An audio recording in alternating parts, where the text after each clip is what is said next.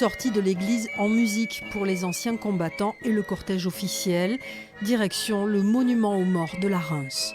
Cérémonie militaire et participation des enfants de l'école et du collège. Honneur aux poilus de la Grande Guerre, morts pour la France. Le 9 novembre 1924, la Reims inaugure ce monument en souvenir de ses 104 enfants, parfois des fratries entières, fauchés dans la boucherie de celle qu'on appelle à l'époque la Der des Der.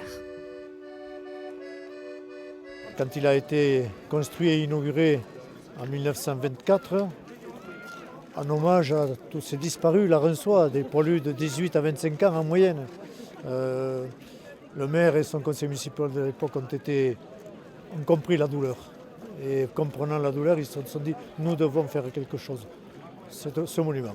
Dès 1919, les communes de France lancent des souscriptions pour ériger des monuments à la gloire des soldats morts pour la France. À la Reims, une Auxalloise et son enfant vénèrent le poilu revenu de l'enfer. À Pau, la République prend les traits d'Athéna, déesse de la guerre. Mais le Béarn compte aussi beaucoup de monuments représentant le deuil, comme ici à Bizanos.